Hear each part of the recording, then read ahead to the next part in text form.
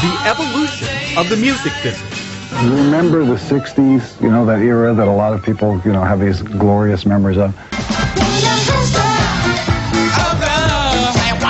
It's been a roller coaster of talent throughout the years. Long live rock or down with disco. This is now officially the world's largest anti-disco rally. While the styles have changed dramatically over the past 6 decades, is it possible technology could actually be the nail in the coffin? Video may have killed the radio star, but now some will tell you iTunes is killing the video star. Patrick Flannery is a music journalist who's contributed to Entertainment Weekly, Spin, Drum Magazine, among others. Well, it's good to see you. Good to see you, Russell. Thanks for having me. Well, you're here. We're going to talk about this John Bon Jovi statement made about Steve Jobs and iTunes. Let's just put it up. He starts by saying, kids today don't know the experience of putting on the headphones, cracking them up to 10, and holding onto the album while they get lost in it. He's right about that. All right, He's right hold on. He goes on to say, Steve Jobs is personally responsible for killing the music business. Wrong. I hate to sound like an old man now, but I am, and you mark my words, in a generation from now, people are going to say what happened. Obviously, you're going to weigh in on this because you're already doing it. Well, I've got my iPhone here, a Steve Jobs product, an Apple product, and on here you've got the entire Bon Jovi catalog. So really, the argument doesn't hold water. You know, look, we're talking about an industry that is obviously changing. 30 years ago, it was Video Killed the Radio Star. 10 years ago, it was Napster. Now, we have iTunes, which, to Steve Jobs' credit, helping this industry. It's actually putting money in the pockets of guys like Bon Jovi. He's keeping Bon Jovi at work. Because they were saying that Napster, because you weren't making it, because the musicians were all upset because they weren't getting money because of the outfits like Napster, correct? Right. You had Metallica. They came out in 2000, 2001, and they were just very much against this. But then Apple came out and said, look, we're going to make it available to people. They pay $1.29 now, or maybe it's $9.99 for the entire album. And in Bon Jovi's case, you can buy a song, maybe it's Living on a Prayer, and then you decide, maybe I want the entire album, so I'll upgrade it for a small fee.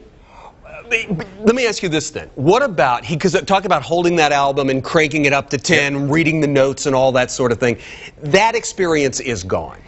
Not entirely. I still do it. I still put on the clunky headphones. I still buy vinyl, but I also download iTunes. So I think you've got a lot of demographics out there. You got, you know, my parents don't listen to records anymore, but they throw in the CD. Yeah. My mom is now downloading iTunes. She's got the little one you wear on your arm when you run around the neighborhood. So really, it's crossing generations. It's a really big deal. It's a great product right now, and I mean, Bon Jovi is. You want to talk about what's killing the industry? If you go on the Bon Jovi app, also available on the iPhone. I love that. I love that there's a Bon Jovi. Prices are $135 to the Orlando show May 15th. So I don't know. Maybe that's contributing to the death of music, if you will.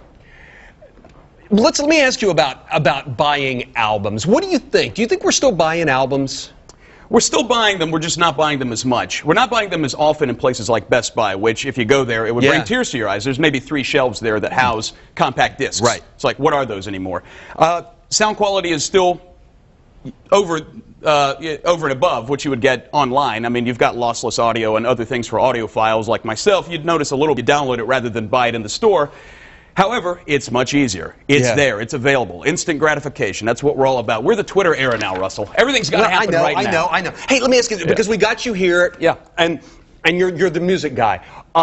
Greatest albums of all time, your picks. Oh, man. You know, I was asked to submit this via email yesterday. They change every day. Oh, okay. These are 3 ones from last year, the Slackers. This is my favorite band. They embody every type of music imaginable. Great Rock Steady Swindle came out last year.